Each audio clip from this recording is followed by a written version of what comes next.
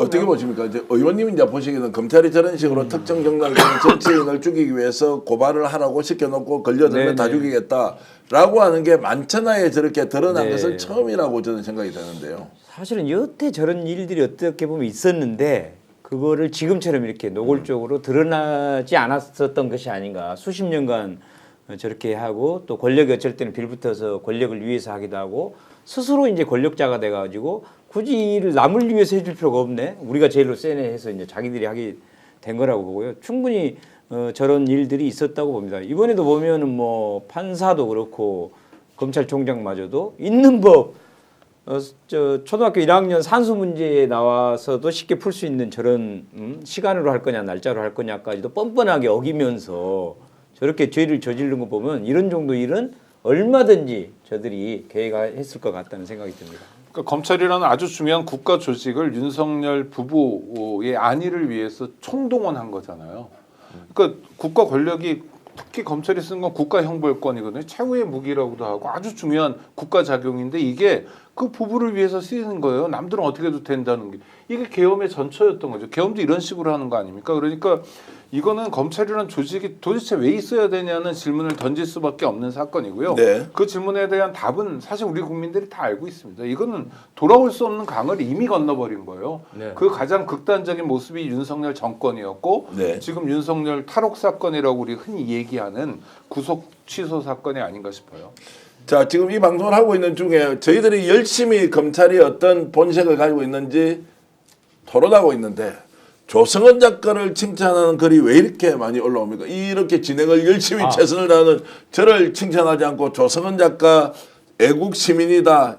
야, 그리고 조성은 TV가 오후 9시에 하는데 그때 보면 더 재밌다. 야, 이 사람 뭐야? 이제 우리 거 이렇게 재밌게 보면서 이렇게 주시는데 조성은 작가가 하고 있는 방송이 조성은 라이브를 하고 있는데요. 네. 와, 혼자 하루에 3시간이 안 돼. 아. 얼마나 형편이 어려웠으면 혼자 해서 옆에 출연자 부르고 전화 인터뷰도 하고 이렇게 해야 되는데 혼자서 3시간 하는데 4천 몇백 명쯤 된대요. 제가 볼 때는 예. 너무 답답해서 방송을 하시는 것 같고요.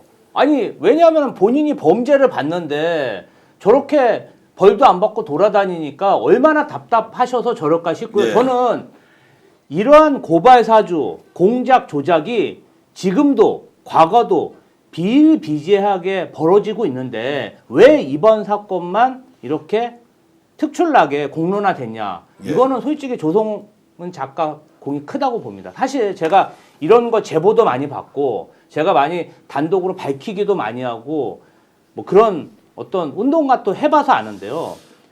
특정한 사건에 대해서 본인이 어쨌든 이런 걸 하다 보면 본인 사생활이나 어떤 일상생활에 지장을 많이 받습니다. 네. 그런데 한 2, 3년간은 다 투자해갖고 계속 공론화하고 노력하고 또 고발하고 저는 그러한 공이 있어서 지금 이 사건이 굉장히 수면 위로 떠오르는 게 아닌가. 그래서 칭찬하는 것 같습니다. 사건이 2000년 봄인데 2020년. 2020년 예. 봄인데 알려진 건 2021년 9월이잖아요. 뉴스버스 보도였고 그게 이미 1년 6개월 정도 경과한 다음이에요. 그 묵혀 있었고 네, 자기들이 그렇죠. 숨겼죠. 예. 네네. 그러니까 그게 이제 이 검찰이 관련된 사건이 우리 사회에서 어떻게 소위 알려지고 유통되는가를 보여주는 거고요. 그 다음에 사건 이후에 지금 몇 년이 지났습니까? 5년 이상 지났는데도 이 사건이 종결되지 않고 새로운 국면을 맞는다는 건 검찰이 기본적인 사건 처리 능력도 안 되고 의지도 없다는 걸 다시 확인시켜 주는 거죠. 심우정 검찰총장과 지금 중앙지검장 여러 지금 검찰 수뇌부들이 하는 모습 보십시오. 윤석열 저 불법적으로 지금 풀어줬죠. 거기다가 뭡니까? 지금 그 이유서도 지금 제출하지 않아 가지고 불법을 아예 풀어줬는데 지금 다시 법원에서 결정하면은 재수감 될 수도 있다. 수없이 많은 이야기에 검찰이 하고 있는 모습 무슨 법치 참 어림도 없는 이야기고 공정 정의 어림도 없는 이야기고 그러면 이제 내 같은 놈도 잡혀가면 검찰이 죽여버립니까? 자기 마음대로 죽일 수 있으니까 수사하고 기소하고 그리고 공소 유지할 때 별건으로 가져와서 때리잡고 죽이고 좋다 대한민국 이런 검찰 계속 가져고 할 거냐 아니면 정권 바꿔놓고 가장 먼저 검찰부터 손을 대야 한다. 검찰개혁위원처럼 활동하시는 우리 오창희 대표님께 질문 하나 드리겠습니다. 저희 이미 2004년에 검경수사권 조정위원회 예, 자 그러면 이번에 정권 바뀌면 검찰 조직 어떻게 합니까? 둘레 쪼개입니다. 하나는 그러니까 수사와 기소로 쪼개는데요. 예. 기소는 기소만 전담하는 조직을 만들어야죠. 뭐 기소청 또는 공소청이라고 부르면 될 것 같고요. 수사하는 건 뭐 경찰에서도 하고 있지만 수사기관이 사실 서로 견제하는 것도 괜찮은 모델이라고 생각해요. 그래서 지금 검찰이 자기들이 약간 뻥 같은데 특수수사, 뭐 경제수사는 잘한다니까 잘하는 역량을 가져와서 중대범죄수사청 같은 걸 만들면 되고요. 이런 법률안이나 이런 준비는 사실 민주당 조국혁신당에서 굉장히 많이 돼 있습니다. 논의 많이 했고요. 그다음 구체적인 법률안도 다 나와 있습니다. 요이 땅 하면 바로 출발할 수 있습니다. 아니 그 경제 수사 하려는 거는 재벌들 수사해가지고 나중에 거래하려고 그러는 거 아니에요? 이건이 많아서 아니 하려고 그러는 거 그런데 아닙니까? 경제 수사 같은 경우에 이제 품이 많이 들고 예. 그다음에 인력도 많이 투자해야 되거든요. 투여를 많이 해야 돼요. 그러니까 좀 특별한 수사 기법이 필요하다. 수사를 잘해야 된다라는 건 동의할 수 있어요. 그러면 검찰이 놔두는 게 아니라 전혀 별개의 조직으로 예를 들면 중대범죄수사청 같은 경우에는 국무총리 밑에다 두고 그다음에 공소청 같은 건 법무부 장관의 외청으로 두고 이렇게 완전히 짜게 버리면 한 조직에서 한 사람이 수사하고 기소하고 그래서 둘둘 말아서 자기들 마음대로 처분할 수 있는 일을 막아버릴 수 있는 거죠. 그러니까 수사와 기소를 엄격하게 분리하는 게 검찰 개혁의 가장 중요한 핵심입니다. 나머지는 다 비본질이에요. 그러니까 검찰은 기소만 하게 되는 거죠, 이제. 네. 네, 기소만 하고 수사는 이제 경찰 또는 경찰에서 좀 수준 높게 6대 범죄 방금 경제 뭐 포함해가지고 그거는 중수청 미국의 FBI처럼 이제 고급 수사 기구를 그런데 법무부 산하에 두지 않고 총리 직접 산하로 두거나 행안부에다 두거나 이렇게 예. 그래서 수사와 기소를 분리만 해라도 견제가 엄청 되거든요. 왜냐하면은 수사를 한 다음에 기소를 두 개를 연결해 놓으니까 죄 없는 사람도 무조건 죄를 만들어 자기가 수사를 했으니 무조건 기소를 하다 보니까 이게 조작을 하게 되는데 이걸 분리를 하면 이제 견제를 하게 되죠. 수사해도 올리면 기소를 이렇게 수사한 걸 어떻게 우리가 기소합니까? 해서 그리고 또 기소에 대해서 통제를 하는 거예요. 미국은 대배심이라고 그래서 기소 배심이 있어요. 그러니까 기소 배심도 좀 들어오고 그다음 기소 편의주의라고 우리가 배웠지 않습니까? 검사들 마음대로인데 특정한 사건, 이럴 때 내란 외환부터 해가지고 아주 중요한 사건 기소 강제주의를 채택하는 거예요. 이건 무조건 기소하게 하는 거예요. 그러면은 검사라는 사람들이 우리는 준사법이야. 준사법이라는 사법이 아닌데 자꾸 사법인 것처럼 까부는 거거든요.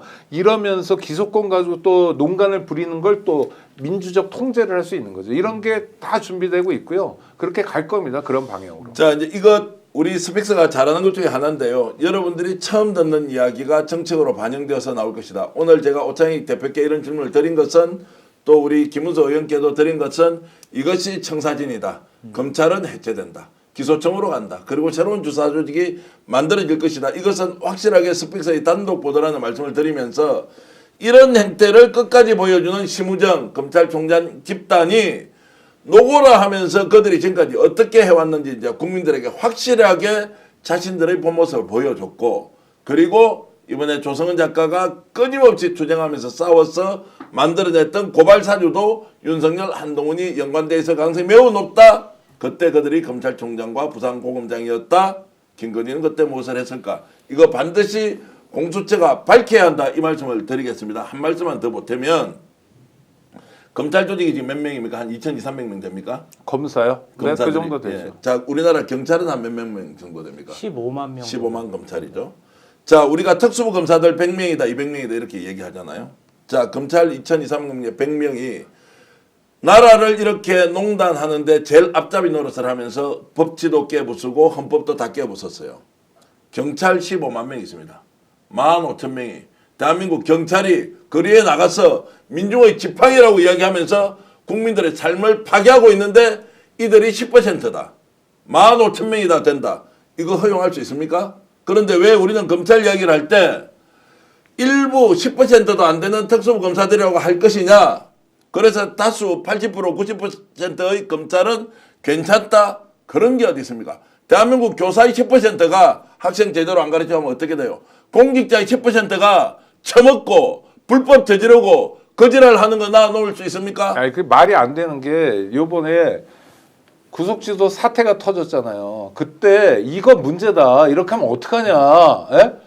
도대체 뭐 하자는 거냐라고 입장을 밝힌 사람이 한 명이었어요. 그 검사 중에. 우리가 아는 이문정 검사밖에 없었고 그것도 내부망에 쓰니까 지웠다는 거 아닙니까? 그럼 나머지 그 숱한 난 특수부 아니야. 나는 뭐 기획통이야. 나는 뭐 형사야. 나는 공안이야. 이랬던 검사들은 뭐 했냐는 거예요. 찍소리도 못하고 있잖아요. 그러니까 스스로 그 자리에 있으면 안 될 사람들이에요. 제가 이제 오늘 김문수 의원 오셨으니까 뭐 순천, 곡성, 그리고 광양, 구례 뭐 지역구도 좋지만 네. 진짜 국민을 위해서 하나 검찰 개혁은 반드시 이번에 정권 바뀌면 끝장내야 한다 이 말씀 좀 드립니다. 민주당에서 이미 법안을 거의 다 만들어 놨습니다. 예, 그리고 이제 지금 발의해봐야 어차피 거부권 때문에 안 돼서 아마 정권 바뀌면 바로 첫날부터 작업할 수 있게 준비하고 있습니다. 아예 검사라는 직함 자체가 대한민국에 없게 만들어 주세요. 네. 이 이름을 바꿔야 됩니다. 예, 기소만 그래서 이제, 담당할 것 예. 같으면 검사라는 이름을 쓰면 안 돼요. 기소- 공소관, 예. 기소관 뭐 여러 가지 할 수 예. 있죠. 아니 그리고 아니 검사들을 왜 탄핵하는지 모르겠어요. 아니 언제든 공무원처럼 징계해가지고 사퇴시키고 파면할 수 있게 아니, 그것도 좀 이거 법을 어떻게 바꿔야 될 것 되냐면 같습니다. 검찰청법에 보면 네. 검사 징계위원회가 구성돼요. 네. 그걸 통해서 하는데 검사 징계위원회 멤버는요 다 검사예요. 그러니까 절대로 자기들끼리 그러니까 네. 룸사롱에서 뭐 있잖아요. 불기소 세트 이런 거 접대를 받아도 자기들끼리 징계하는 구조가 완전히 없어요. 그러니까 외부인이 들어가야 되거든요. 그러니까 외부인은 법학교수를 해가지고 조금 넣어주고 실제로 멤버 9명인가 구성 중에서 대부분은 검사들인 거예요. 그러니까 징계도 안 되는 거죠. 그나마 형사처벌도 안 받죠. 맞습니다. 그나마 지금 상태에서 국회 탄핵이라도 해 놔서 요만큼의 몇 견제라도 하는 달간 거죠. 그래도 네. 정지라도 시킬 수 있기 때문에. 어쨌든 그들의 본질을 본 이상 우리는 국민의 이름으로 반드시 심판한다. 오, 동시 접속이 11,000명까지 갔습니다. 김문수 의원의 인기가 굉장히 좋구나 이 생각이 들면서